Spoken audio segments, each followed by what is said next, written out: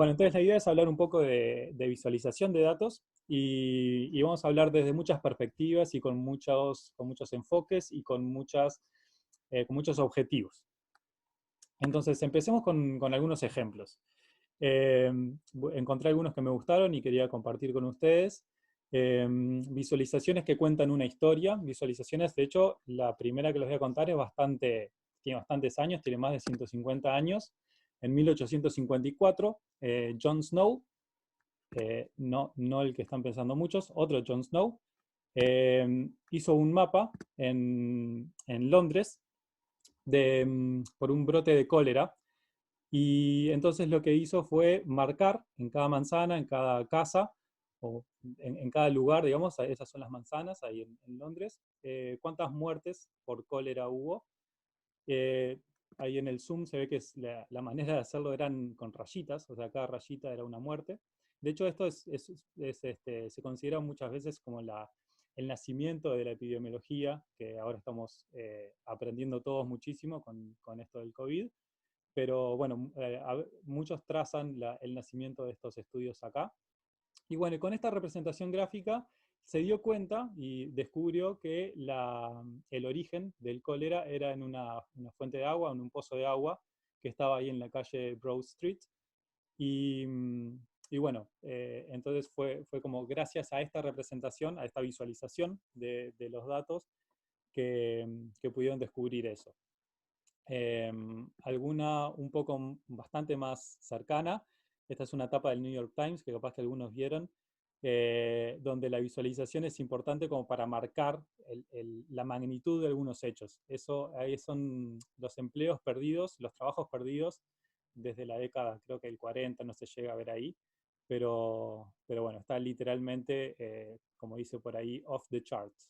Es realmente impresionante y una buena visualización ayuda a poner en perspectiva estas cosas. Esta que creo que ya les había mostrado porque a mí me gusta mucho, es cuáles son los tiros de la NBA más usuales en distintos tiempos. Ya les conté un poco de esto, les voy a mostrar es el que le decía. Estos son, espero que se llegue a ver bien el video ahí en la transmisión, ahora lo pongo de vuelta igual. Es la carga impositiva para los distintos sectores, digamos, para los de menor ingreso y los de mayor ingreso, cómo ha evolucionado a lo largo de los años, desde el 50 hasta ahora. Voy a poner de vuelta, para que vean cómo a la derecha, que son los sectores con más ingresos, que pagaban porcentualmente más impuestos, bueno, ya ven lo que pasa, ¿no? Visualizamos datos también para ver cómo pasan como para poder explicar también y para poder tomar la perspectiva de cuán graves son algunos asuntos. Esta está buena también, son los diálogos de películas de Disney, separados por género, masculino o femenino. Incluso ven que en películas donde la protagonista es femenina, como Pocahontas o La Sirenita, la mayor cantidad de las líneas de diálogo la tienen hombres. Algo también súper relevante para lo que es ahora, y quería poner esto porque esta página de la que creo que ya les hablé, que es 538, es muy buena y tiene muy buenas visualizaciones. Eh, es una manera también impactante de entender lo que está pasando justo en estos días.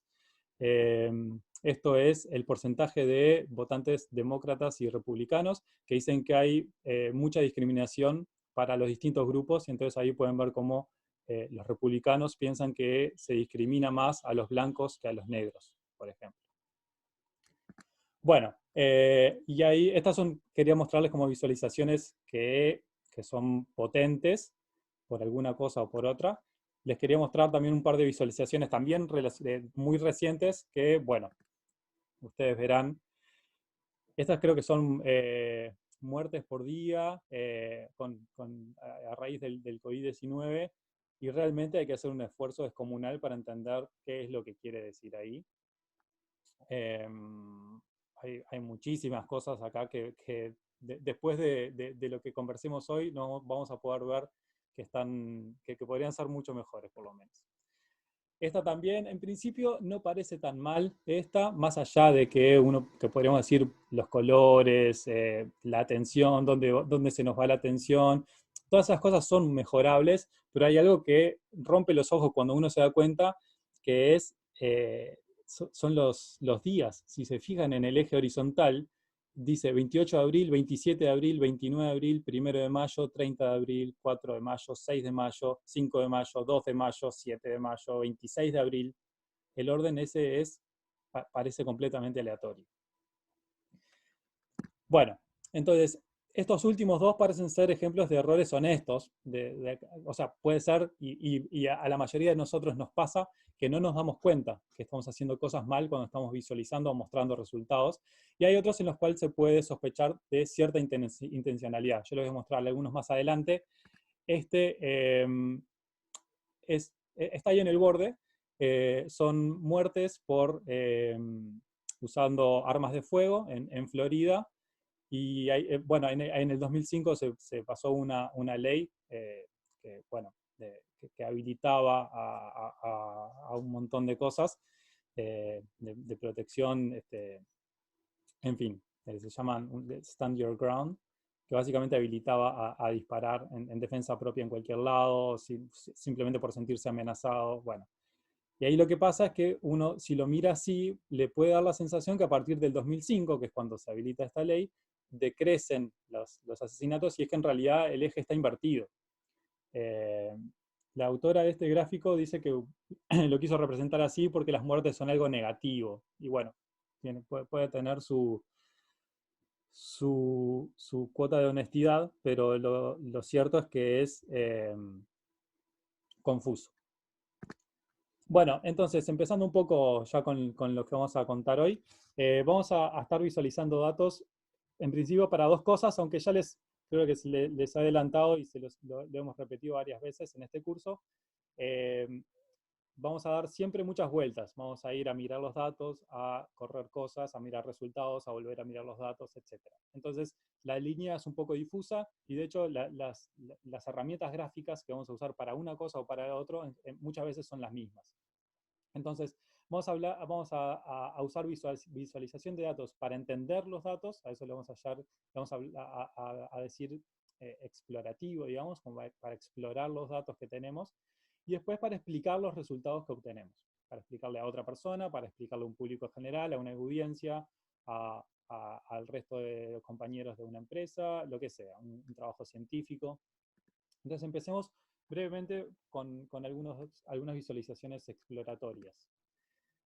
Bueno, las estadísticas de los datos ayudan en general a entender un poco la estructura de los datos, pero podemos descubrir otras estructuras visualizando los datos. Y les voy a mostrar esto con un ejemplo también. Acá hay un montón de conjuntos de datos. Cada fila es un conjunto de datos distinto, que son puntos en el plano. Entonces ahí tienen la media de la coordenada X, la media de la coordenada Y, y la varianza, yo no recuerdo si le hice la raíz o no, pero bueno, eso es alguna medida de la varianza de los datos esos. Y ven que todos tienen más o menos las mismas características, la misma media y la misma variación alrededor de la media.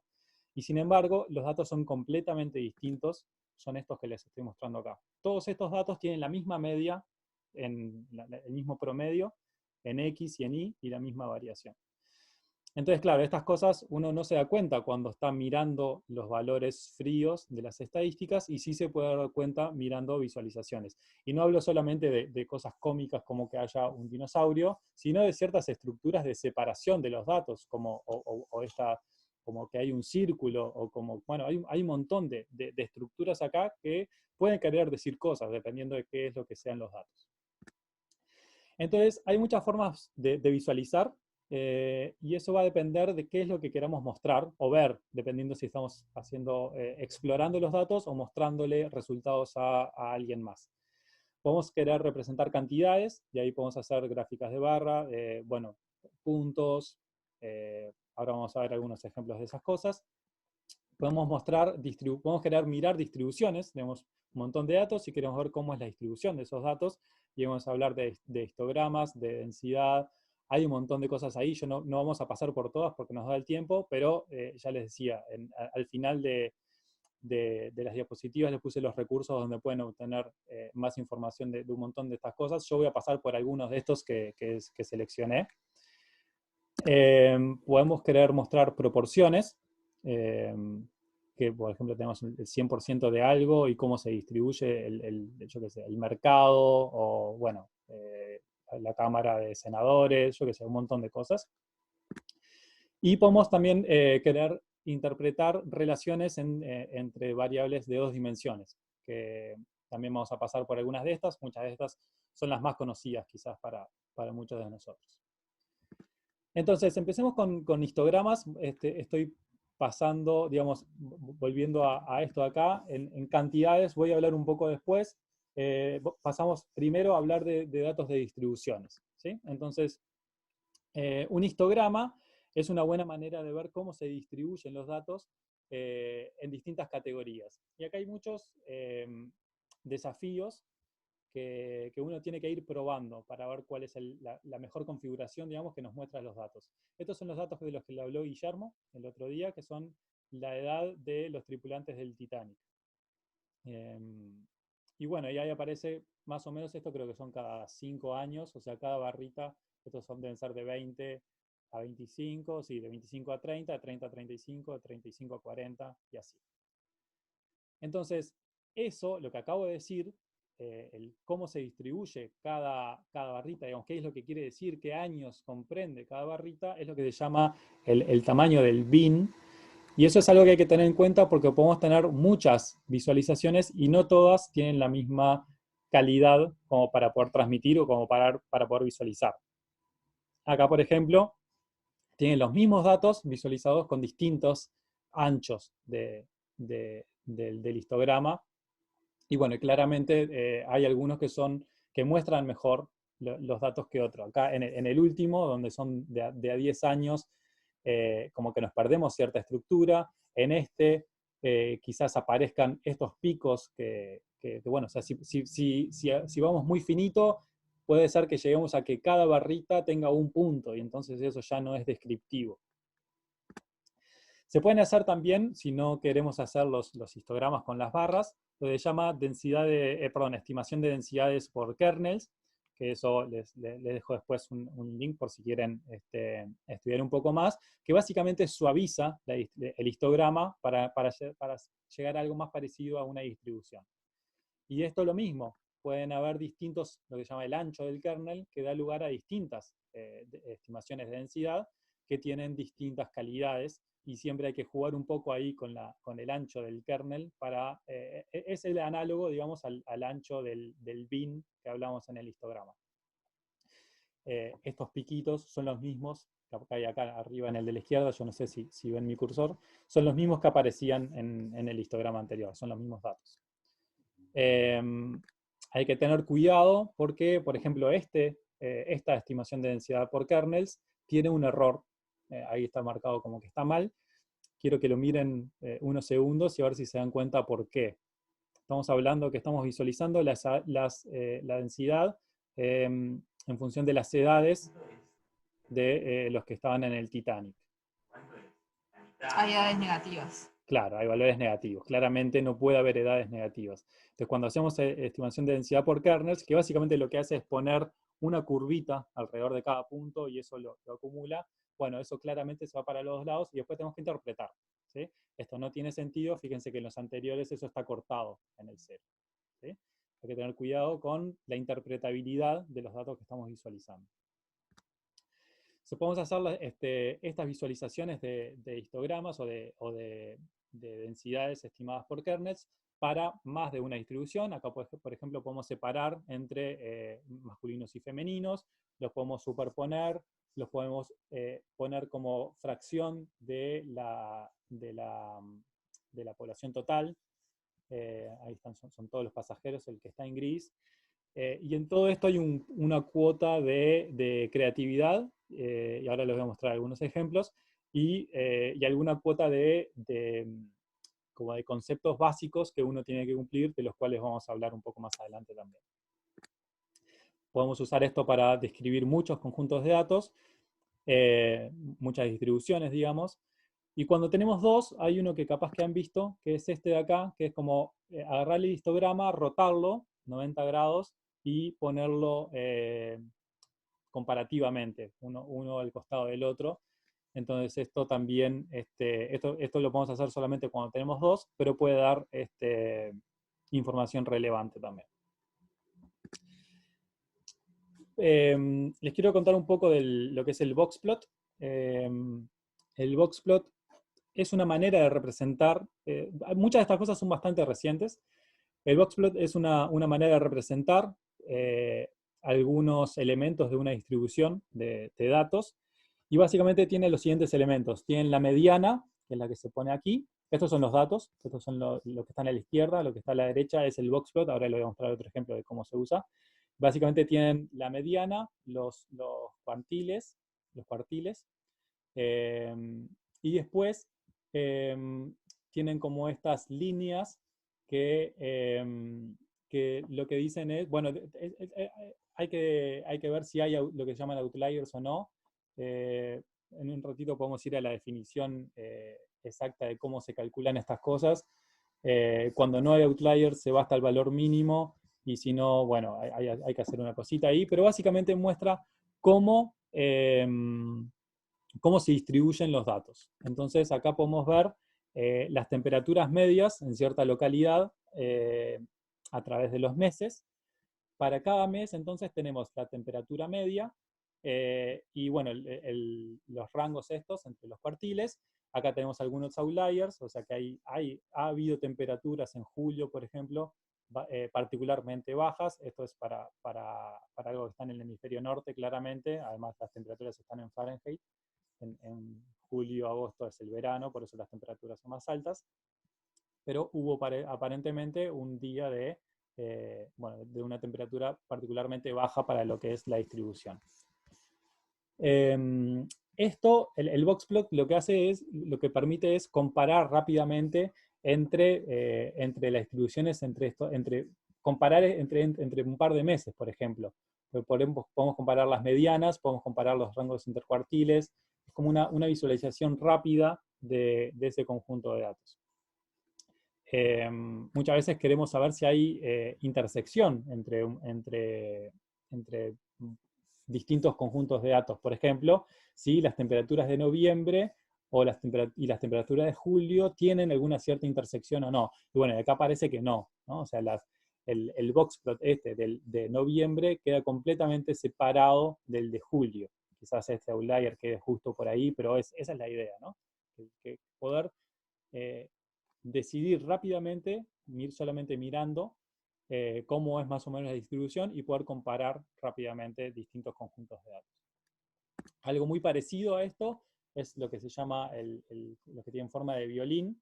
Básicamente es igual que el boxplot, pero en lugar del cuadrado ese, de la caja esta que teníamos acá en el boxplot, lo que hacemos es poner la densidad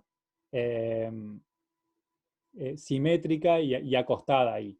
Entonces ahora les muestro los mismos datos con esta forma de visualizarlo.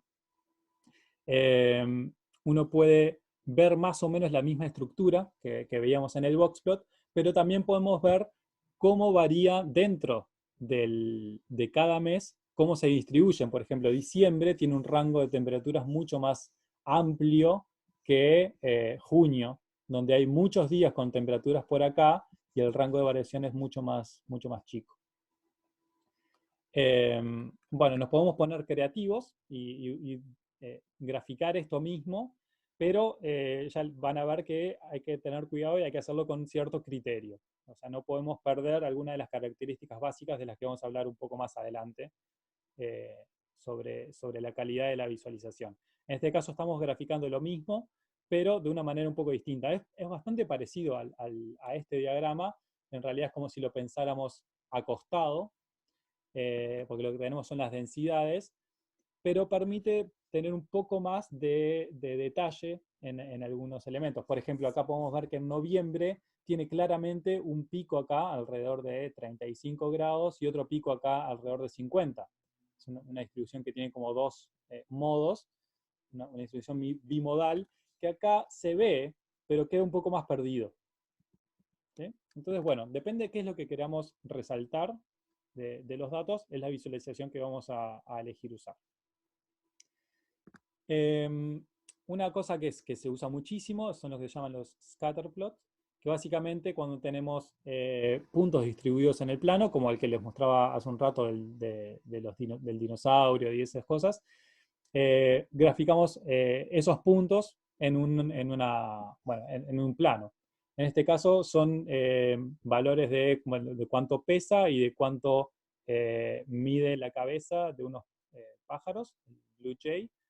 Y bueno, uno puede ver ahí más o menos la distribución. Me voy a adelantar mostrándoles algo que se puede hacer, que es usar algunos otros elementos, en este caso el color, para poder distinguir grupos. En este caso, los pájaros, los blue jay, hembras y machos, para ver cómo se distribuyen en este gráfico de peso y tamaño de la cabeza, los dos grupos. Estamos muy acostumbrados a ver datos temporales y bueno, y estos tienen muchas maneras de graficarse. Podemos graficar simplemente los puntos. Esto, lo que estamos viendo acá, son los envíos mensuales a bioarchive, que es una plataforma parecida a Archive, que son repositorios de papers científicos, pero sin arbitrar. O sea, en general uno escribe un paper y lo manda o a una revista o a una conferencia. Bueno, también lo puede mandar en mi área a lo que se llama Archive, que bueno, ahí es donde están todos los trabajos científicos accesibles. Esta es la parte de biología. Y bueno, ya entonces uno puede mirar cómo evoluciona esta cantidad de envíos a lo largo del tiempo. Y podemos tener distintas maneras de graficarlo. Podemos tener simplemente los puntos, podemos unirlos por líneas. Acá hay una cosa importante, que es que el eje temporal no lo podemos modificar porque quiere decir algo, digamos. O sea, cada puntito acá, la distancia entre los puntos, son meses, por ejemplo. Entonces tienen cierto sentido físico con el cual tenemos que tener cuidado. Bueno, decía, entonces podemos tener los puntos, podemos agregarle las líneas, que da como una cierta, como que reafirma esta idea de que un punto viene después del otro en la línea del tiempo. Podemos quitar los puntos como para poder, como para generar una sensación más de tendencia, y sacarle importancia a los datos puntuales. ¿Sí? Fíjense que acá como que tiene nos lleva a mirar algunos puntos y como que tienen cierto valor, o sea, como que queremos mostrarles que, yo qué sé, que en este mes del 2016 hubo alrededor de 400, ¿no? Y bueno, y eso capaz que no es lo que queremos mostrar, sino que queremos mostrar la tendencia, y entonces capaz que esto es un poco más razonable para eso. Cuando no tenemos datos, por ejemplo, así, como en dos dimensiones, tiempo y cantidad de cosas, o peso y longitud de lo que sea, sino que tenemos datos en más dimensiones, en más de 3, que son las que podemos llegar a visualizar, aunque con 3 ya vamos a ver qué es lo que pasa. Hay que hacer algún tipo de reducción de dimensionalidad. Podemos mirar los datos por separado, eligiendo de a pares o cosas así, eso es algo que se puede hacer. O podemos usar herramientas de lo que llaman reducción de dimensionalidad, como PCA o t-SNE, que es otra de la cual no vamos a hablar ahora. Creo que yo les comenté en la clase introductoria, se los presenté como para ver qué era lo que querían decir, pero sepan que uno puede tomar datos que tienen muchísimas características, que viven en un espacio de R a la 256, y quedarse con algunas de esas componentes como para poder visualizarlo. Y en ese sentido, PCA, PCA y este otro, el t-SNE, son herramientas que vale la pena tener en cuenta para hacer reducción de dimensionalidad. Bueno, vamos a pasar, aunque ya les decía, muchas de estas cosas son válidas para cualquiera de las dos maneras de verlo, si estamos haciendo exploración o comunicando resultados. Pero vamos a pasar un poco más a la parte de explicar resultados, porque les quiero hablar de algunos puntos que algunos son particulares de la explicación y otros son más generales. Entonces hay muchas cosas que sirven para para los dos enfoques, hay algunos que son particulares para la explicación. Y vamos a pasar por estos 4 puntos que les puse estos títulos: entender el contexto, elegir la visualización apropiada, evitar la saturación y enfocar la atención. ¿No? Vamos a pasar por estos 4, vamos a empezar por entender el contexto. Entonces, cuando estamos comunicando, cuando tenemos cierto público al cual le queremos contar unos resultados, tenemos que tener en claro varias cosas, entre ellas, qué es lo que queremos comunicar. Eso es algo que vamos a ver que a raíz de preguntarnos y contestarnos eso nos va a dar algunas pautas para ver qué caminos tenemos que seguir para visualizar, para mostrar visualmente lo que queremos comunicar. ¿Ah? ¿Qué es lo que queremos comunicar? Que hay una tendencia a la suba en tal cosa, que tal hecho puntual disparó tal otra cosa. Bueno, tenemos que tener en claro qué es cómo queremos, el segundo punto, ¿no? Cómo queremos que la audiencia actúe con esa información para poder, de alguna manera, ayudarnos visualmente para hacer esa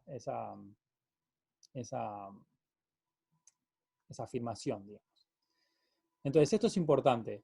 Y si uno no se puede contestar esta pregunta, entonces capaz que tiene que ir un poco más atrás y preguntarse por qué está en esa instancia de comunicar si no tiene claro qué es lo que tiene que comunicar.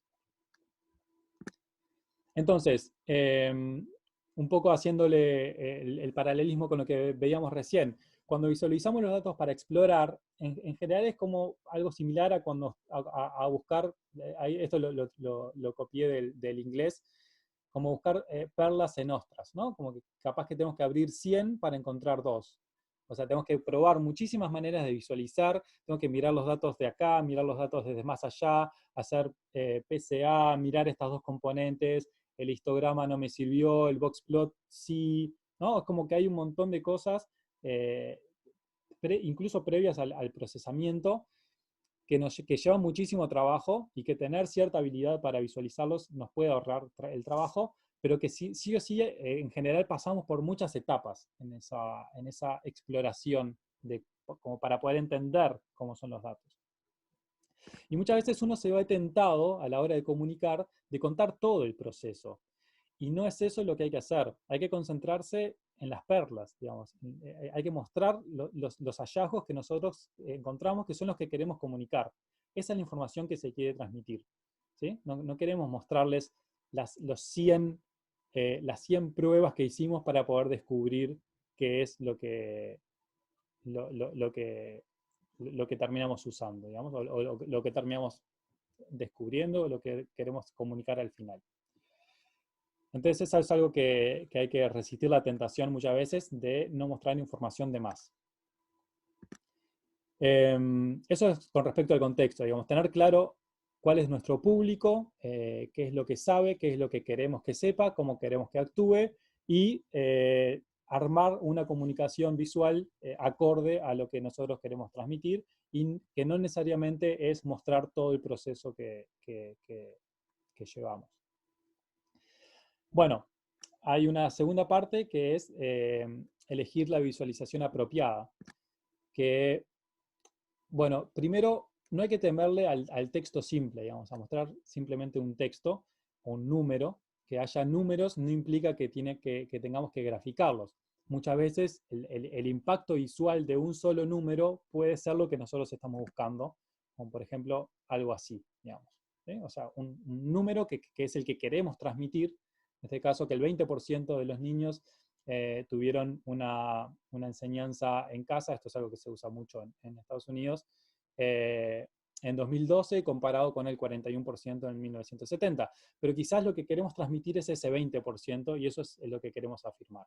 Acá hay un montón de elementos que también vamos a ver un poco más adelante, que es no solamente el hecho de que sea el número o el texto en sí, sino que hay otros elementos estéticos acá que vamos a mencionar en un ratito. Tablas, en general, muchísimas veces tenemos tablas.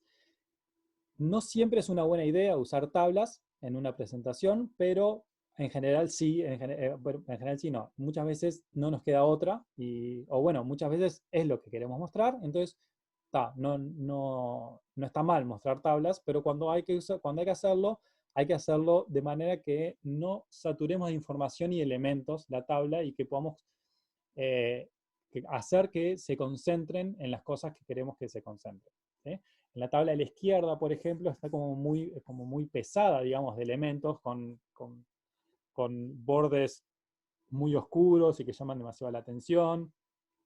Entonces, bueno, ahí podemos hacer cierto trabajo de pulir esa representación como para llegar a algo un poco más digerible y que además podamos enfocar la atención a donde nosotros queramos en los números. Vamos a ver otro ejemplo de eso ahora.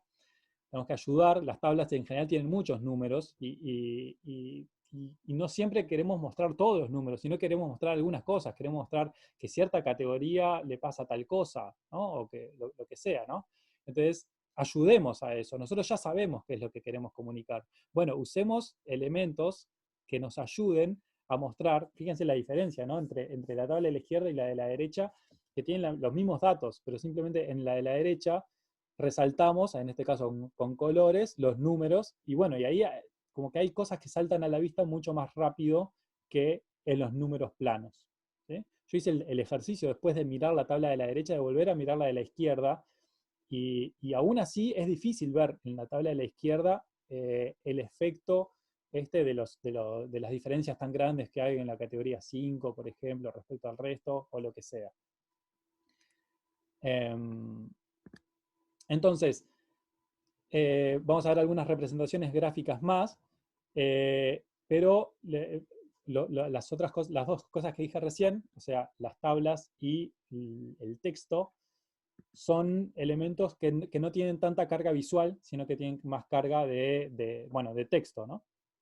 Y los elementos visuales, en general, transmiten información al cerebro más rápido que una tabla, y por eso muchas veces son una buena idea. Ya hablamos de dos, hablamos de scatter plots y bueno, las líneas estas que las hablamos en el contexto de los datos temporales, aunque obviamente podemos usar gráficas de ese estilo para datos que no son datos temporales. Pero ya hablamos un poco de estos dos. Vamos a hablar de algunos más ahora. Vamos a empezar por los gráficos de barra, que muchas veces se evitan porque son muy usados. Y dice, bueno, no voy a usar un gráfico de barras que todo el mundo usa, quiere usar algo distinto. Bueno, pero justamente el hecho de que sean muy usados puede ser una ventaja, y esto dependerá del contexto. Pero los gráficos de barra todo el mundo los entiende, justamente porque son muy usados. Entonces, ahí tenemos hay un compromiso, digamos, entre innovar y hacer un gráfico precioso, nuevo, pero que tengamos que explicar cómo estamos representando los datos, a usar un gráfico que ya todo el mundo conoce y direccionar la atención a lo que realmente queremos, que es la información que transmite ese gráfico. Esto obviamente depende del contexto, ¿no? Pero bueno, eso sí, hay que usarlos bien y justamente, quizás porque sean los más usados, son los que también se prestan para usarlos mal. Les voy a mostrar algunos ejemplos. Lo más importante es que en los gráficos de barra es súper importante el 0, ¿sí? Tiene que aparecer el 0, porque si no pasan cosas como estas. Este es un gráfico de Fox News. Esto va un poco en la línea de lo que les decía, donde podemos sospechar de cierta intencionalidad.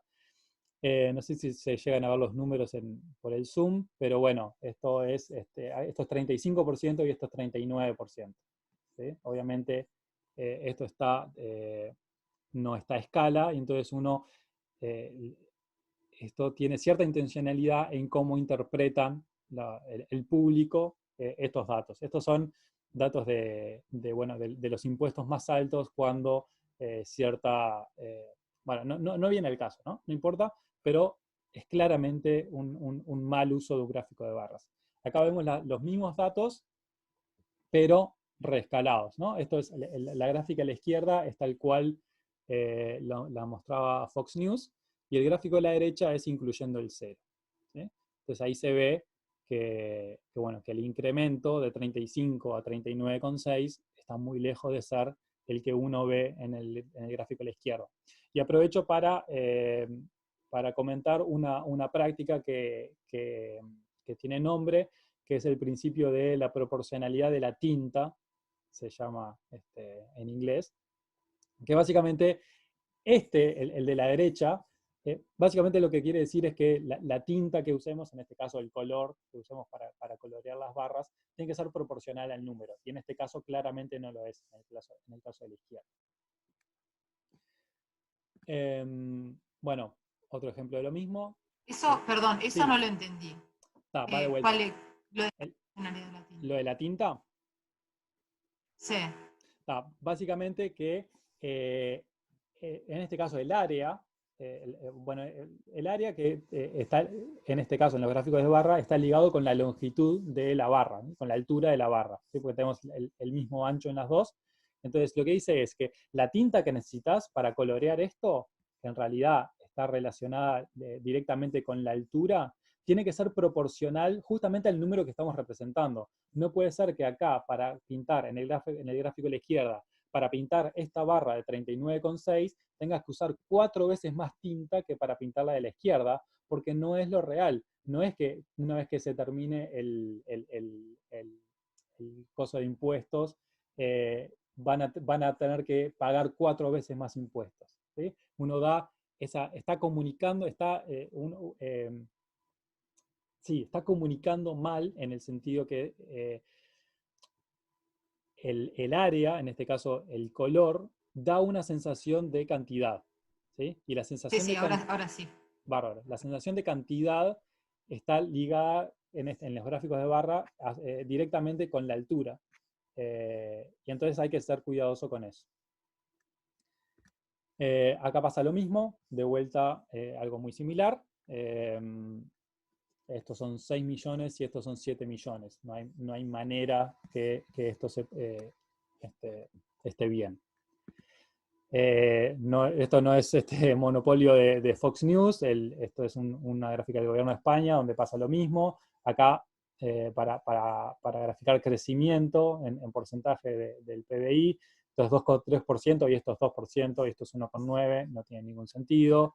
Lo mismo, ahora este es un gráfico nuevo, esto es de Argentina, los test para el COVID por millón de habitantes, estos son 330, 258 en Brasil, y fíjense cómo salta a 7.000 en Estados Unidos o 22.000 en Noruega. No tiene ningún sentido. Lo mismo, fíjense que acá estas son el promedio de horas trabajadas en distintos países por semana. Acá está Alemania con 40 horas en promedio, y si uno mira con Francia, parece que es más de que los alemanes trabajan más del doble que los franceses, cuando en realidad cuando vemos el gráfico con el cero, vemos que sí trabajan un poquito más, pero no es lo que nos hace creer el gráfico de la derecha. Hay gráficos que parecen lindos, pero también hay que tener cuidado. En este caso, fíjense que está el cero, pero sin embargo la altura de los libros, estos son los 10 libros más vendidos en los últimos 50 años, los números que están ahí son millones de copias vendidas, obviamente el más vendido es la Biblia, pero miren que el cero está por acá, en la mitad, y las barras empiezan en algo negativo. Queda lindo mostrar el lomo del libro, pero no es cierto que el diario de Ana Frank y El Señor de los Anillos tienen casi la misma cantidad de libros vendidos. El Señor de los Anillos vendió 3 veces más en millones de copias que el primero, ¿sí? Y acá en la altura parecen prácticamente iguales. Entonces, esto de vuelta está violando el principio ya me olvidé cómo se llamaba, el de la tinta, pero bueno, eso, que la cantidad de tinta tiene que ser proporcional al número. Proporcionalidad de la tinta. Eso, proporcional a la tinta. Gracias. Bueno, algunas buenas prácticas para mostrar gráficos de barras. Para datos categóricos, muchas veces es una buena idea usar gráficos horizontales, o sea, los mismos gráficos de barra, pero poniéndolo horizontales, porque uno lee de izquierda a derecha y en general las etiquetas de los datos categóricos Si no, nos quedarían ocupando mucho espacio tendríamos que leerlos en vertical. Entonces muchas veces esto es una buena idea. Podemos graficar de a 2 series, podemos graficar de a múltiples series, pero bueno, les quería mostrar que en general uno está más acostumbrado quizás a los gráficos de barra verticales, pero para datos categóricos muchas veces los gráficos de barra horizontales permiten una lectura más rápida y poder enfocarnos más en lo que queremos transmitir. Esto va de la mano con algo que creo que viene después. Sí, ahora lo voy a comentar enseguida. Un poco también de buenas prácticas sobre el ancho de las barras. Las barras tienen que ser más anchas que los espacios en blanco. O sea, no nos puede pasar algo como que lo que está en la izquierda, porque pierde presencia, pero no tanto como para comparar las áreas en lugar de los largos, como lo que está pasando en el del medio, ¿sí? Y bueno, parece este debe ser un buen compromiso, el de la derecha. Porque lo que queremos transmitir son las alturas, por más que estén íntimamente ligados con las áreas, ¿no? Bueno, cuando hay un orden natural en el orden de las categorías, en las categorías, perdón, cuando estamos hablando de gráficos de barra, por ejemplo, usar ese orden natural. Por ejemplo, eso puede pasar cuando tenemos datos temporales, meses, días, años, lo que sea, o rangos etarios, como pueden ser de 0 a 5 años, de 5 a 10 años, etc. Ese es un buen criterio, que es natural, pero nunca está de más repetirlo, usar el orden natural de las categorías. Pero hay que usarlo bien, ¿sí? Y no como lo que les mostramos al principio, que acá los datos tienen un orden natural, que es el temporal, pero están desordenados. Entonces esto no. Esto también, otro de ahora. Acá están ordenados. Estos son los números de muertos por COVID en Chile. Esto es algo de hace muy poquito. Y parece como, si uno lo mira así a simple vista, parece como que el número de muertes viene bajando. Y lo que está pasando es que ordenaron al revés la línea del tiempo. O sea, es 15 de mayo, 14 de mayo, 13 de mayo, 12 de mayo. De vuelta, esto puede ser un error honesto o puede ser un error intencional, pero en cualquier caso, esto está transmitiendo otra cosa de la que queremos transmitir. Entonces, cuando hay un orden temporal, usarlo, pero usarlo bien. Cuando no hay un orden temporal natural en las categorías, tenemos que elegir un orden que llame la atención a lo importante. Por ejemplo, si la categoría más grande o la más chica es la que queremos mostrar, bueno, ubicar esa primero, ¿sí? Voy a ir a este ejemplo que pusimos acá. En este caso, la categoría 1 es lo que leemos primero, ¿no? Estoy mirando el de la izquierda, la categoría 1 que viene 7, de lo que sea, no importa, después viene 5, 4, 4, 3. Bueno, lo que vamos a mirar al principio, con la idea que nos quedamos, si tuviéramos que mirar solamente 2 segundos este gráfico de barras, es que la categoría 1 es la que tiene más, de lo que sea. ¿Ah? Y eso es un mensaje importante, porque es la velocidad con la que vemos las cosas y la facilidad con la que leemos las cosas es muy importante a la hora de con qué mensaje nos quedamos. Si el mensaje que queremos transmitir es el contrario, digamos, es mostrar el que tiene menos, bueno, entonces quizás podemos ordenarlo en el orden inverso, poner la otra categoría al principio, ¿no? Bien. Hay otros gráficos. Ahora me estoy dando cuenta en este momento que había otro que quería agregar y que me olvidé de agregar a la diapositiva. Quizás ahora se los muestre igual. Que uno puede usar. En este caso, este tiene que ver con las áreas. Es como parecido al gráfico de barras, pero donde uno muestra áreas. En general, el ojo humano es mejor para distinguir longitudes que distinguir áreas. Entonces, cuando uno quiere comparar cantidades, la recomendación es ir hacia las longitudes, que puede ser gráficos de barras o lo que sea. Pero las áreas son más complicadas para distinguir para el ojo humano. En este caso, lo que pasa es que lo que se quería transmitir es que de los 100 lo que sea, seleccionamos 25, entonces acá está como ese cuarto del total seleccionado, y de esos 25 se seleccionaron 9, creo que dice ahí está, 9, lo que sea, ¿no? Pero bueno, es como para mostrar esa otra característica de los datos, ¿sí? No para mostrar la proporcionalidad. De hecho, bueno, esto claramente son 9, pero si uno dice, estos son 9, estos son 25, es como, cuesta creer, ¿no? Y sí, ¿no? Acá hay 5 por 5. Sin embargo, no, y acá hay 100, pero esto es 9 y esto es 100, ¿no? Como el ojo no compara bien las áreas, como sí compara mejor las longitudes. Bueno, Marcelo, sí, disculpa. No entendí en qué contexto podría ser bueno lo de la izquierda, si es que lo era sí, o bueno sea, para algo. en el contexto en el que está mostrando este gráfico de acá es que creo que lo que se quiere transmitir es que de estos 100 se seleccionan 25 y estos 25 se seleccionan 9, y es como él como que quiere mostrar que va achicando, ¿no? Es como, creo que será una encuesta o una entrevista, ¿no? Entonces, de los 100 se seleccionan 25 candidatos para entrevistarlos en el lugar, o sea, de 100 llamadas telefónicas, se seleccionan 25, y esos 25 se le ofrecen 9, a 9 se le ofrece el trabajo. Pero es como creo que Más lo como que para mostrar la cuestión decreciente, digamos, pero decreciente y de perdés un procedimiento. poco la noción Exacto, de las proporciones relativas, una cosa así. exacto, exacto. Mm. Bueno, una cosa que comentamos recién con respecto a el cero en el gráfico, en los gráficos de barras, que siempre tiene que estar. ¿Qué pasa con el cero en el gráfico, en los gráficos de este estilo, ¿no? Bueno, cuando tenemos datos temporales, evoluciones de cosas. Entonces, este es un gráfico que salió en una publicación donde se muestra la temperatura promedio anual, en este caso está en Fahrenheit, desde 1880 hasta ahora, hasta 2015. Yo no recuerdo si esto es en el mundo o en alguna localidad, creo que es en una localidad en particular, sí.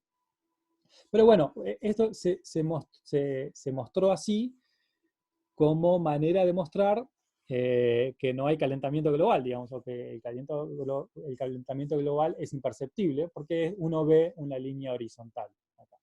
Porque claro, acá está el 0 y acá está el 55. Pero lo que queremos ver no es la magnitud total, sino lo que queremos ver es la variación. Entonces, cuando graficamos el mismo conjunto de datos en una escala mucho más apropiada, vemos como la tendencia, son los mismos datos, vemos como la tendencia es claramente a la suba acá en estos últimos años de los 70, digamos, hasta ahora. Entonces, el cero en los gráficos de este estilo, digamos, tiende a mostrar, o sea, muestra valores absolutos, cuando en realidad muchas veces lo que queremos mostrar son las variaciones y las tendencias. Entonces, en este caso, la manera apropiada de mostrar los datos, esto quizás sea discutible, pero para mí es claramente esta y no esta, donde uno se pierde en la escala y no puede mirar los detalles de cómo viene. Claramente se ve, ¿no? O sea, si uno mira acá a la izquierda en 1880, la distancia a la línea horizontal de 55 grados, y uno ve que a la derecha, al final, en el 2015, es más alta, pero se pierde. Hay que mirar con mucho detalle y ahí va a la interpretación de la persona que lo está leyendo. O sea, quizás yo vengo y miro y sé que un incremento de 3 grados o lo que sea, que es el incremento, es importante. Pero bueno, hay que ayudar en la comunicación a transmitir la idea que se quiere transmitir. Por eso esto es discutible y se presta para las dos cosas, ¿no? Para transmitir un mensaje u otro. Lo que estoy diciendo es que hay que tener en cuenta qué es lo que queremos transmitir y que hay que tener cuidado en cuando uno mira un gráfico que no nos estén haciendo trampa con las escalas. O trampa, por decirlo de una manera, ya lo digo de vuelta, muchas veces son errores involuntarios, pero bueno, muchas veces no lo son. Gráficos a usar con cuidado. Bueno, el gráfico, el famoso pie chart, más allá de malos usos, que simplemente como para hacer la presentación un poco más amena, les muestro un par que llaman un poco la atención. El de la izquierda, donde el 55% prácticamente se come toda la torta y el 38% es muchísimo más chico. O bueno, de la derecha, donde el 93% es menos de la mitad del gráfico este. Este no es exactamente un pie chart, pero es la misma idea, ¿no? O sea, el pie chart, la idea es que la única ventaja que tiene es que muestra cómo se distribuye el 100% de algo. Entonces, si usamos eso mal, no tiene sentido. Muchas veces, hay muchos que son, digamos, fundamentalistas en oponerse a este tipo de gráficos, pero en algunos casos tiene sentido, ¿no? O sea, hay que usarlo con cuidado. La ventaja que tiene, yo creo que es la única ventaja que tiene, porque ya hablamos recién de cómo el ojo humano es malo para distinguir áreas, para comparar áreas, que es lo que está pasando en este tipo de gráficos, ¿no? Pero a veces tenemos que vivir con eso, digamos, o pagar ese precio para obtener el beneficio que es que se muestra el 100% como un todo y cómo se reparte un 100% de algo, ¿no? En este caso, claramente, estos dos ejemplos son nefastos, porque en este caso por la escala, en el caso de la izquierda, en el caso de la derecha porque esto suma más del 100%, porque seguramente hay categorías que se superponen acá. Entonces esto claramente no es el tipo de gráfico, el tipo de visualización que tendrían que haber elegido para mostrar estos datos. Bueno, hay otro caso claro de malos usos, que es este de acá. Estos son, quise traer como gráficos recientes como para que vean que esto pasa todo el tiempo, ¿no?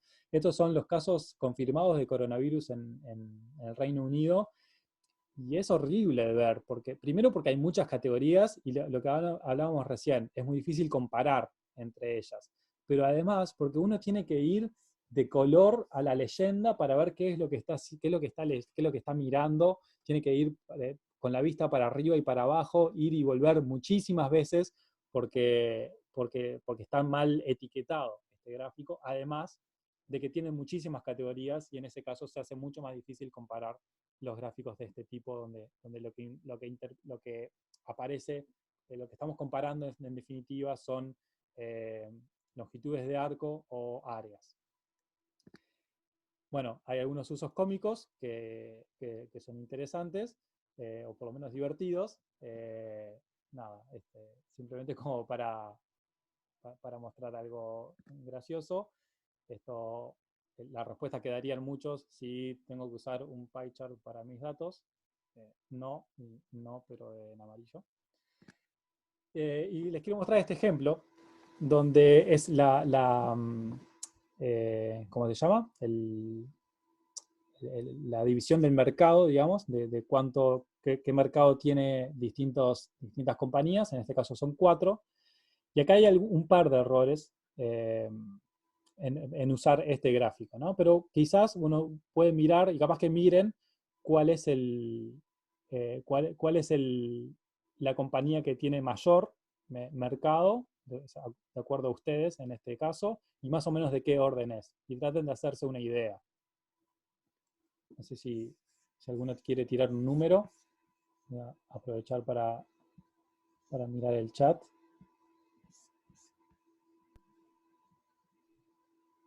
Bien, sí. ¿Alguien quiere decir algo sobre qué le parece que es este gráfico? ¿Qué dice? El tema de la perspectiva como que te mata. El tema de la perspectiva te mata. Ese es el error más grande que tiene este gráfico. Les voy a mostrar cuáles son los valores de verdad. ¿Sí? El 31% es lo que está representando este de abajo y el 34% es lo que está representando este de arriba. No sé si a todos, si a alguno le pasó que pensó que este era más grande que este, y que pensaron que los números estos eran más grandes, capaz que del orden de 35, 40, lo que sea. ¿Sí? Entonces, primer error grande, usar esa perspectiva de la que hablaba Virginia. Y segundo error, incluso cuando estamos en 2D, está el tema de que hay 4 categorías, ya estamos ahí en el límite de lo que podemos distinguir, y el tema de distinguir áreas en lugar de longitudes. Este es otro similar. Acá lo que es el que se llama el donut chart, lo que se representa es el arco, la longitud del arco en lugar del área, pero es el mismo concepto y hay que tener los mismos cuidados. Y volviendo a lo que decía Virginia, de la perspectiva, esto sí es un gráfico a evitar, sí o sí. El del pie chart era, bueno, hay que mirar los beneficios y el precio que hay que pagar para esos beneficios. El beneficio es el de tener el 100% y el precio es lo que hablábamos. En los casos en 3D, casi que no hay excusas para usarlo, ¿sí? O sea, simplemente para meter un poco de sombritas ahí y que quede lindo, pero no ayuda a la visualización. Por ejemplo, ¿qué valores podemos pensar que hay en enero y febrero de esto, que son problemas reportados o lo que sea, ¿no? Y bueno, y la realidad es que los valores que están acá, los valores que están graficados acá, son 1 en los 2 casos. Nadie imagina mirando este gráfico que el valor que está mirando ahí es un 1.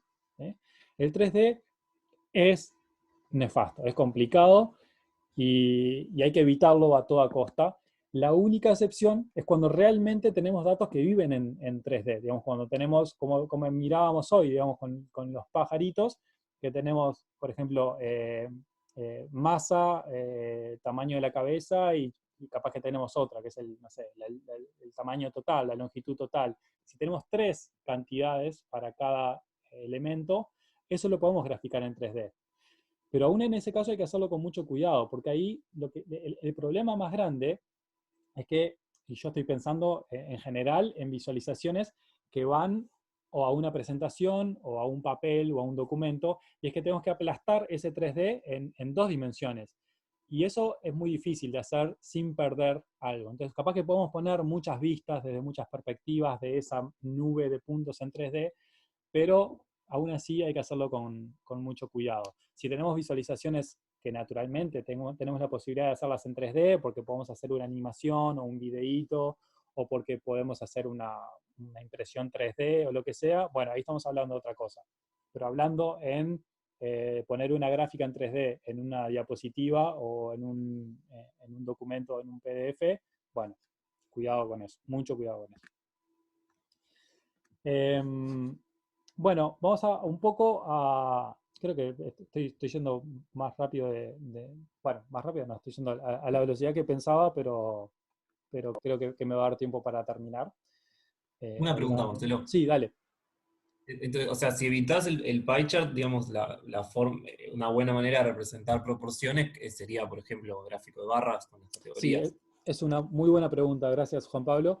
Lo que estamos hablando de por qué es bueno el pie chart, voy a tenerlo con esto, que es de los que están acá, digamos, el mejor, de los ejemplos, el mejor, digamos, de los pie charts, que es que estamos mostrando cómo se parte un todo, cómo se parte el 100%. Y eso es que es la ventaja que tenemos en el pie chart. No la tenemos cuando tenemos un gráfico de barras que quizás acá podemos poner 34%, 31%, claramente no son estas las escalas. Pero en un gráfico de barras podemos medir mejor las diferencias entre las categorías, pero perdemos la noción de que eso es cómo se distribuye el 100% de algo. ¿Sí? Hay una manera de hacer eso, que creo que estaba... perdón que vaya... No. Podrían ser tipo barras anidadas, ¿no? Exacto. Como una barra larga, o sea, la vas continuando, el 7, ahí va. Exacto, esta es una manera de hacerlo. ¿Sí? Acá tenemos el 100% y cómo se parte el 100% en distintas categorías. Esta es una mucho mejor, bueno, no sé si es una manera mucho mejor, pero eso es una alternativa al pie chart y que conserva un poco de lo mejor de cada mundo, digamos. En el sentido que estamos comparando longitudes y entonces cuando miramos lo azul acá, que es el strongly agree, el ítem A con el ítem B, podemos compararlo claramente, y todavía tenemos esa noción de que es cómo se divide el 100% de la opinión, en este caso en 3 categorías. Tiene todavía algunas desventajas, pero bueno, que son intrínsecas a que tenemos a la dimensionalidad de los datos. Por ejemplo, que en este caso quizás sea más fácil comparar las puntas, digamos. No, perdón, esto es strongly agree, son 5 categorías. ¿Sí? Quizás los colores no estén representando bien eso, o bueno, eso es una decisión a tomar. Eso, si queremos representar en desacuerdo, neutral y de acuerdo con sus variantes, digamos, puede ser una buena práctica. Pero lo que quería decir es que es difícil o es un poquito más complicado en este caso comparar el sentimiento neutral que está en el medio, porque no nos queda alineado. A eso vamos a ir un poco más adelante. Pero esto también tendríamos este problema si tenemos pie charts, porque tendríamos 5 pie charts y tendríamos que comparar 5 áreas. Entonces, esta es una buena manera de representar, una buena alternativa, si quieren, a los pie charts. Gracias por la pregunta, se me había pasado ese detalle. Bueno, vamos a pasar un poco ahora a conceptos que vienen más de cómo podemos usar los elementos gráficos, visuales, para hacer una comunicación amigable y efectiva. Entonces, lo primero es evitar la saturación. Cada elemento que agregamos en un gráfico o en una diapositiva o en lo que sea, se queda con un poco de atención del que nuestro público le puede dedicar. Entonces, si vamos a agregar algo, que tenga un propósito. ¿Sí? Y aprovechamos algunos principios para hacer el trabajo, algunos principios de la Gestalt, que es una teoría psicológica, que obviamente no voy a explicar en detalle, pero sí voy a explicar algunos puntos. Aprovechemos algunos de estos principios para que hagan el trabajo de elementos para evitar agregar elementos, digamos, que uno capaz que quiere indicar una cosa y agrega un texto, agrega una flecha, agrega un recuadro, agrega una línea para indicar algo que quizás no sea necesario. Y ese recuadro, esa línea, ese texto, se está quedando con un poco de atención que quizás no necesitemos usar ese recurso explícito, sino que podemos dejar que el cerebro del que está mirando haga ese trabajo. Hay algunos principios que les voy a comentar. Uno es el principio de la proximidad, que es que naturalmente, y es obvio, ¿no? Pero tendemos a asociar los puntos de acuerdo a su proximidad en el espacio. En este caso vemos claramente 3 grupos de puntos, estos 4 de la izquierda, estos 3 de arriba y estos 5 de abajo. Y podemos aprovechar eso para sugerir cuál es la manera en que queremos que lean. En este caso tenemos la misma cantidad de puntos, pero variando mínimamente la separación entre los puntos, podemos lograr que el público lea los números, lo que sea que queremos poner ahí, de manera vertical o horizontal, sin necesidad de agregar otros elementos que distraigan de la atención. Otro concepto en ese orden es el de similaridad, que obviamente tendemos a agrupar los elementos de acuerdo a algunas características, como por ejemplo el color, o la forma, o el tamaño. En este caso acá tenemos 2 ejemplos, el color en la izquierda y la forma en la derecha.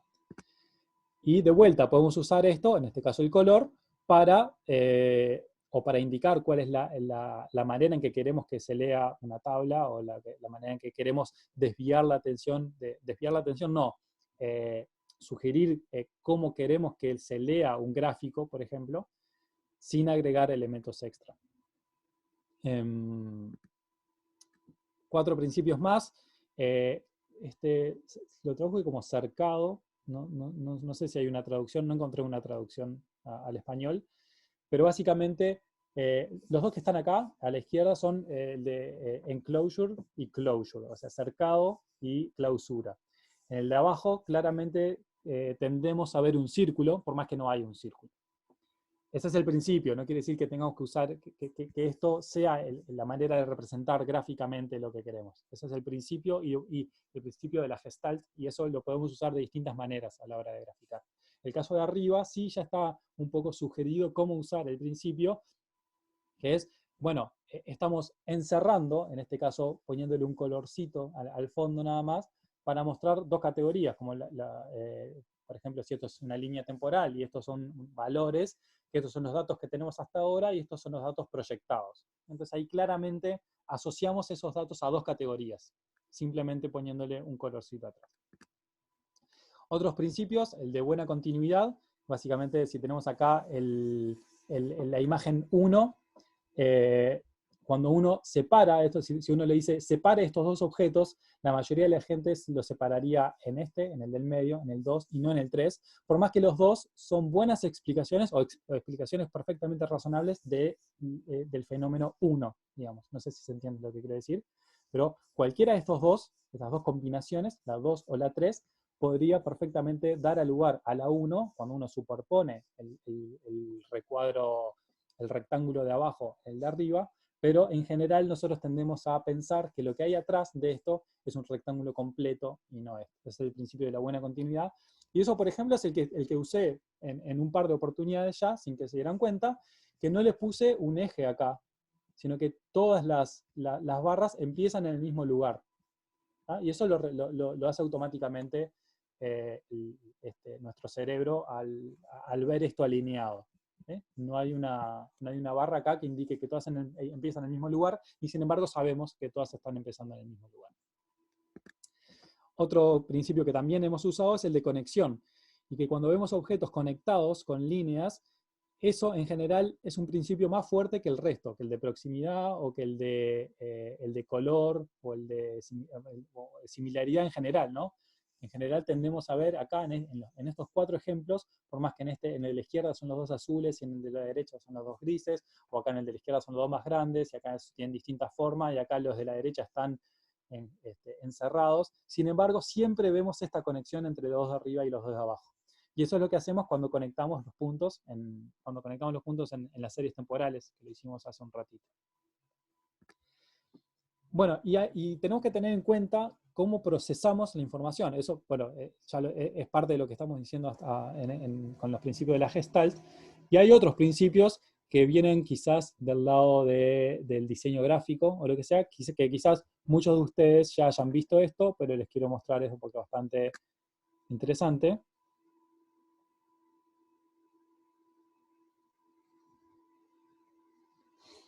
No sé si con todo lo que tienen en sus pantallas quizás tengan alguna barra abajo que tape algo, lo que sea, pero esto funciona bastante bien en el sentido que...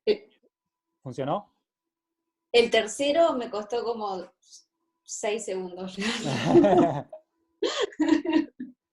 Sí, depende mucho también de que quizás los puse muy alejados, pero pueden mirar los ejemplos de estos y está bien estudiado de cómo nosotros enfocamos, cómo atendemos a los estímulos visuales que tenemos en una pantalla o en un papel o lo que sea, y creo que claramente todo el mundo leyó primero lo primero y segundo lo segundo, y quizás muchos hayan leído tercero lo arriba y cuarto lo abajo, o al revés, pero bueno, hay que tener en cuenta eso, ¿sí? Cómo nosotros desviamos la atención, cómo desviamos, no, cómo, ya es la segunda vez que me pasa, cómo direccionamos la atención y cómo recorremos los gráficos. Ya hice referencia a eso cuando hablaba de cómo ubicar la categoría en los gráficos de barra, de que leemos más o menos en zigzag y lo primero que vemos es lo de arriba a la izquierda. Entonces, si eso es lo que queremos comunicar, bueno, ese es el lugar donde poner la categoría que queremos comunicar. Veamos algo de esto paso a paso, ¿ah? Y con un caso real. Esto es una empresa de tickets. Acá son como, no es venta de tickets, sino son como, ¿cómo se llama? como pedidos, digamos, ¿no? Quizás sea una empresa de software y que tenga que atender determinados problemas con el software. Esos son los problemas que le llegan y los problemas que son contestados, o puede ser un call center y son las llamadas que llegan y las llamadas que son contestadas, lo que sea, ¿no? Son como reclamos. Lo azul, digamos, es lo que llega del público, y lo rojo es lo que el personal pudo procesar de manera satisfactoria. Bueno, y esto es a lo largo de un año, desde enero hasta diciembre, y ahí tenemos los valores de 0 a 300 en la izquierda. Entonces, lo primero que hay que hacer, y vamos a ir recorriendo un poco todas las cosas que hemos visto, es ver qué es lo que queremos comunicar con esto. Entonces, lo que querían comunicar cuando se hizo este gráfico era que en la mitad del año, en mayo creo que fue en realidad, se fueron algunas personas o despidieron algunas personas del personal y querían ver cómo afectaba eso a la cantidad de tickets que eran atendidos. Entonces, el mensaje es, hay un problema porque tenemos menos personal y queremos mostrar cómo eso afectó a partir de mayo o de junio el rendimiento del personal general. Entonces vamos a ver cómo podemos ir modificando este gráfico para que transmita mejor ese mensaje, ¿sí? Lo primero que vamos a hacer es cambiar el gráfico y pasar de un gráfico de barras a dos gráficos que muestran la evolución temporal. ¿Por qué? Bueno, porque visualmente uno ve claro acá cómo las dos líneas se acompañan hasta mayo y se empiezan a separar en junio. Ese es un efecto que se ve más claro acá que acá. Perdón, cuando digo acá y acá, uno que se ve más claro en este gráfico de líneas que en este gráfico de barras. Bien, todavía no es, todavía le falta un poquito a este gráfico, por más que ya mejoró mucho respecto al anterior, de acuerdo a lo que queríamos comunicar, pero vamos a seguir mejorándolo un poquito más. Lo primero que vamos a hacer es, ¿qué es lo que dice ahí? Bueno, limpiar, no hay necesidad de este recuadro afuera, ¿sí? El recuadro este de afuera está diciendo, acá hay un gráfico. Sí, ya sabemos que hay un gráfico, lo seguimos viendo acá, ¿sí? Lo otro que hacemos es sacar las líneas estas que hay acá en el medio, que dan un aspecto de gráfico más limpio. Después sacamos los puntos, porque no queremos llamar la atención de cuántos reclamos hubo en febrero. ¿Hubo 175? No importa eso. Lo que importa es cómo se acompañaron las líneas y cómo se separaron después. Lo otro que podemos hacer es limpiar un poco esto. Lo que decíamos, cuando tenemos datos categóricos acá, bueno, en este caso son meses, queda medio raro de leer esto así en diagonal. No hay necesidad de poner los puntos 00 acá en el eje de la izquierda, entonces limpiamos un poco eso y queda un gráfico mucho más limpio.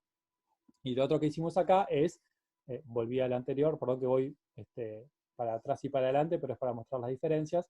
Lo otro que hicimos es la leyenda de abajo de qué es cada cosa, la pusimos en el lugar donde es más fácil de percibir a simple vista y no tener que ir con la vista arriba y abajo para ver qué es cada cosa. Y lo último que hacemos es, vamos a usar los colores para reafirmar ese concepto de que los azules son los tickets recibidos y los rojos son los tickets procesados. Entonces veamos cómo pasamos de un gráfico que estaba muy saturado, donde había muchas cosas, donde cuando uno lo ve por primera vez no sabe a qué tiene que prestar atención. ¿Tengo que prestar atención al 161 este que hay acá? ¿Tengo que prestar atención a la diferencia acá de 149 a 148? ¿A qué le tengo que prestar atención? ¿Sí? No es claro, hay mucha información en este gráfico, y si uno sabe cuál es el mensaje que quiere transmitir, que es justamente cómo a partir del descenso de la cantidad de personal en mayo hubo un montón de tickets desatendidos, bueno, ¿cómo podemos ir limpiando? Primero elegir la manera de visualizar que se corresponde más con el mensaje que queremos transmitir. En ese caso, pasar del gráfico de barras a un gráfico de líneas. Y después, sacar elementos que nos saquen, más que nada, sacar elementos como para enfocar la atención del público a lo que queremos transmitir, ¿sí? Y en definitiva, que queda un gráfico mucho más limpio, mucho más ameno a la vista y que es mucho más efectivo a la hora de transmitir el mismo mensaje. Bueno, y siguiendo un poco con esa línea, vamos a ver algo de cómo enfocar la atención del público.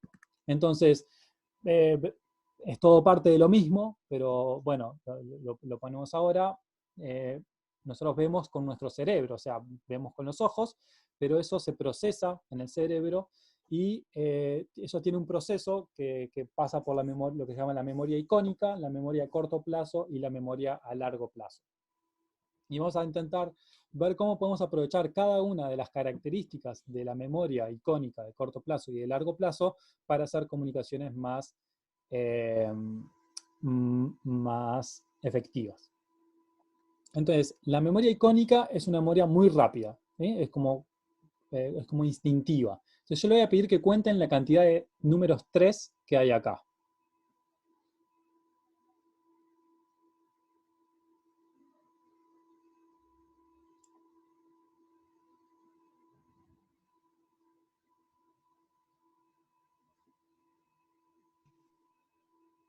¿Más o menos? Acá uno dice 5 y otro 6. 6. 5. Bien. La respuesta correcta es 6. No me importa tanto, la respuesta es del orden, digamos 5 o 6, pero lo que quería mostrarles es la dificultad que tienen, o sea, todo el tiempo que les llevó, todo el esfuerzo que les llevó de no pestañear, de buscar, de ir, ¿no? Cuando en realidad, si lo que queremos mostrar es eso, hay una manera muy eficiente que es esto. Ahí enseguida uno se da cuenta que son 6. ¿Sí? El poder, y simplemente es el mismo dibujo donde el 3 lo puse en negrita nada más. Le cambié el color si quieren. El poder de la memoria icónica es realmente muy fuerte y hay que saber aprovecharlo. Entonces, les voy a pedir que lean el texto que viene a continuación para mostrarles el poder de eso.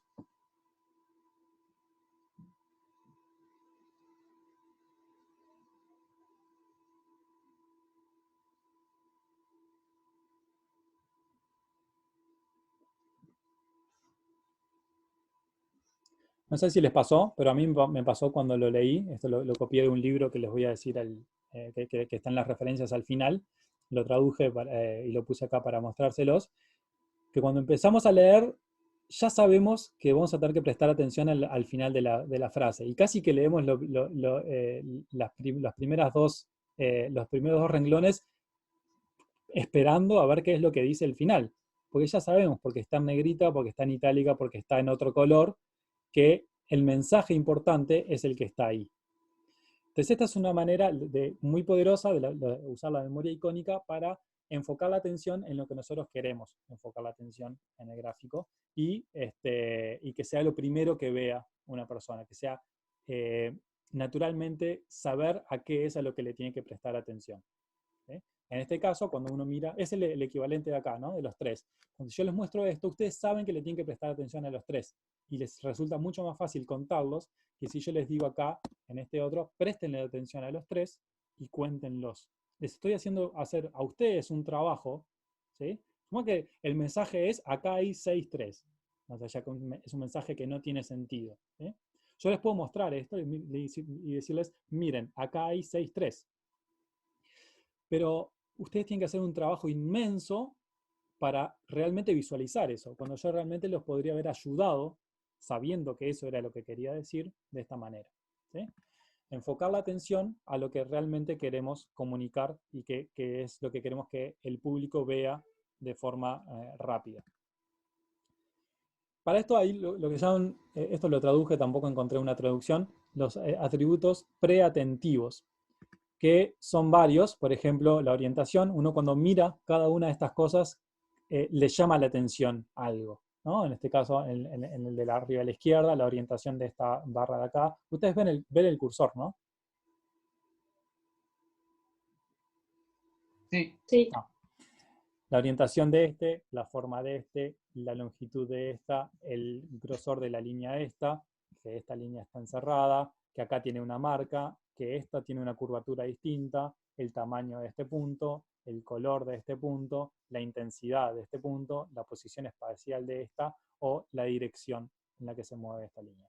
Todas esas cosas son lo que se llaman atributos preatentivos que nosotros rápidamente detectamos en una representación visual.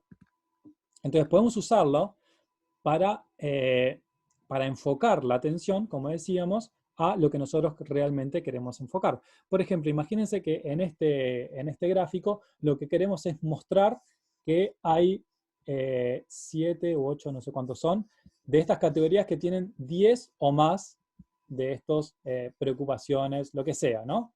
Entonces, una manera de hacer eso es ponerle color, distinguirlos por color. Acá ya sabemos, y le estamos diciendo al que está leyendo, tenés que prestar atención a este grupo. ¿Sí? Es una manera de que claramente cuando uno ve esto, lo primero que ve es, acá hay un grupo al que le tengo que prestar atención, que es este de acá. ¿Sí? Podemos usarlo también, las mismas, este es un gráfico que por más que tiene más elementos de texto y que tiene muchísima información, y ahora voy a ir con otro punto de eso, también acá hay agrupaciones naturales, están estos tres que están en este rojo más oscuro, están estos que quedaron por otro lado, y están estos grises que quedaron por otro lado, y acá se usa un color en el texto que hace indicación a las categorías que estamos mirando acá. Nos estamos ayudando a hacer ese relacionamiento entre conceptos que queremos explicar y los que estamos mostrando, ayudar a eso a través de estos atributos preatentivos. Una cosa que quería comentar de esto es que una buena práctica también es ser consistente. Quizás nosotros queramos mostrar dos cosas. Queremos mostrar que hay este grupo de preocupaciones que sobresale y después queremos pararnos un poco en algunos de ellos para explicar algunas cosas. Bueno, lo que está bueno es ser consistente con la manera en que estamos representándolos. O sea, está bueno que si acá estamos representando esto con un gráfico de barras, capaz que queremos presentar los datos generales primero y después llamarle la atención al público sobre este grupo y después explicar algunas particularidades de algunas características, de algunas preocupaciones en particular.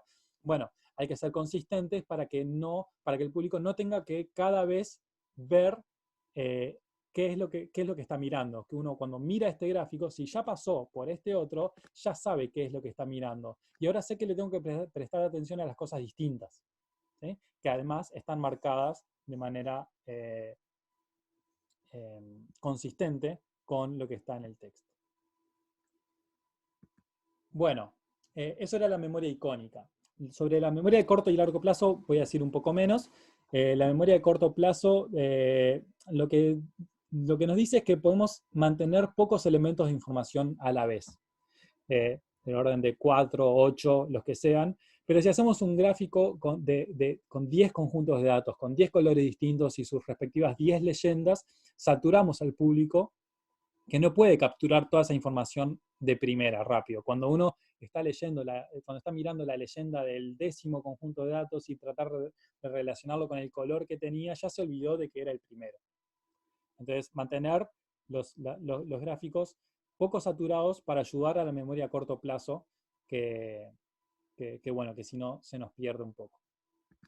La memoria de largo plazo es a donde pasan las cosas. Luego, cuando se van de la memoria de corto plazo, las cosas se van o al olvido o pasan a la memoria de largo plazo. La memoria de largo plazo es la memoria que está construida, que se acumula a lo largo de toda nuestra vida. Y entonces podemos usarlos para traer elementos a la memoria de forma rápida sin tener que explicar demasiado. Simplemente yendo hacia las experiencias vividas o a que todo el mundo sabe determinadas cosas. Por ejemplo, si ponemos una foto de la Torre Eiffel, se disparan muchos conceptos en cada cerebro, pero más o menos podemos controlarlo eso, ¿sí? No quiero decir que tengan que poner una Torre Eiffel en un gráfico, pero es como un ejemplo. Si yo pongo una foto de la Torre Eiffel, yo sé qué cosas va a disparar eso. Bueno, para ir terminando, quedan muy poquitas cosas nomás. Sobre el color. Se puede usar el color en 3 casos. Para distinguir grupos, lo usamos recién. para destacar ciertos elementos, también lo usamos recién, o para representar valores, y eso creo que lo usamos menos, creo que lo usamos en una tabla, no sé si lo usamos en una tabla o algo así, pero lo usamos mucho menos. Entonces, para distinguir grupos ya lo usamos un par de veces, acá les muestro otro ejemplo, donde lo que queremos mostrar es un subgrupo de deporte, por ejemplo, cómo son los cuerpos en porcentaje de grasa en el cuerpo y en altura de los que practican determinados deportes. Y lo que quiere mostrar este gráfico es dónde están los que hacen deportes de pista, por ejemplo, que son los más bajos y los que tienen determinado porcentaje de grasa, ¿no? Bueno, los más bajos con respecto a otros deportes, ¿no? Pero bueno, vamos a ver cómo podemos usar los colores para representar valores. Este es un ejemplo donde acá miramos en el estado de Texas cuál es el ingreso promedio anual de acuerdo a la ubicación geográfica, y tenemos una escala de colores que nos permite asociar rápidamente y ver que en esta parte de acá y en esta parte de acá son los lugares que tienen mayores ingresos en promedio. Y bueno, y una cosa que hay que tener en cuenta es la escala de colores. La escala de colores que hay que usar tiene que ser fácilmente interpretable, ¿no? Uno puede ir de un blanco a un azul oscuro de forma de gradiente, digamos, en degradé, pero si uno va de un violeta a un verde, bueno, ¿qué quiere decir el color en el medio, no? O sea, hay que usar rangos y paletas de colores que sean interpretables. Y usar el color con responsabilidad. Por ejemplo, acá en la parte de la izquierda, uno se pierde entre tantos colores y queda realmente saturada de información y no sabe qué es lo que le tiene que prestar atención. La tabla de la derecha tiene la misma información, pero es mucho más fácil de atender a las cosas que queremos mirar acá, ¿sí? O sea, es la misma información, solamente que pasamos de una escala de colores que va del rojo al violeta a una escala de colores de un solo color, pero donde indicamos con la intensidad del color el ranking. Y bueno, una cosa que ya dije, pero la voy a repetir, ser consistente. Uno puede estar tentado en decir, bueno, voy a tratar de no aburrir al público y para eso voy a cambiar la forma de visualización y voy a cambiar los colores todo el tiempo para que sea más divertido. Bueno, un poco se puede hacer, pero también está el hecho de que uno, con la consistencia de los colores, ya tiene mucho terreno ganado cuando lo muestra una segunda figura, porque ya el público ya tiene asimilado qué quiere decir cada cosa. De la consistencia es importante también. Y bueno, también es importante diseñar teniendo en cuenta a los daltónicos. Y hay algunos recursos que les puse acá donde uno puede ir y chequear si los gráficos que uno genera son amigables para las personas con daltonismo. Bueno, acá les puse algunas referencias, ya como tenemos un rato todavía, les voy a mostrar un ejemplo más, pero acá hay algunas referencias de las que usé. Estos dos son dos libros que son muy interesantes, la mayoría de las figuras lindas las saqué de acá, Storytelling with Data, y este es el libro que yo les digo que acá les puse el sitio web, que está para leer. O sea, si hacen clic en este link, les va a aparecer el sitio web para leer, y tienen mucha más información obviamente, de las que yo intenté transmitirles acá, pero creo que les di un pantallazo general del tipo de cosas que pueden encontrar por ahí. Por ejemplo, y perdón que vuelva, pero este tipo de gráficos están en ese libro, en el primero que está ahí en la lista de referencias, y entonces uno puede ir a ver detalles sobre los histogramas, sobre las densidades, sobre cosas que no conté, como las densidades acumuladas, o lo que llaman los diagramas QQ. Bueno, varias de estas cosas sí las comenté, el boxplot, los diagramas estos, los gráficos de barra, los pie charts, muchas cosas de estas sí las comenté, otras no, porque me pareció que tampoco quería quería usar algo de lo que aprendí, digamos, de no saturar con información, y seleccioné algunas de estas cosas como para mostrarles, pero tienen un montón más. Entonces, nada, eso, tener en cuenta que acá tienen un buen par de libros donde pueden mirar recursos para elegir formas de visualización, y donde también tienen buenas prácticas. Algunas de ellas las comenté hoy, y hay algunas más que pueden encontrar por ahí.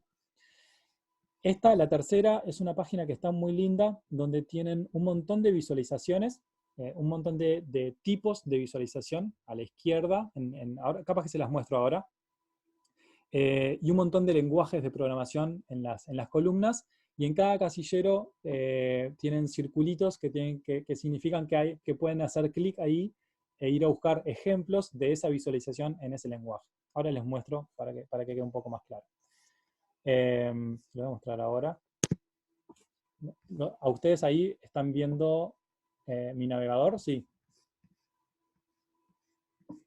¿Están viendo la página? Está perfecto.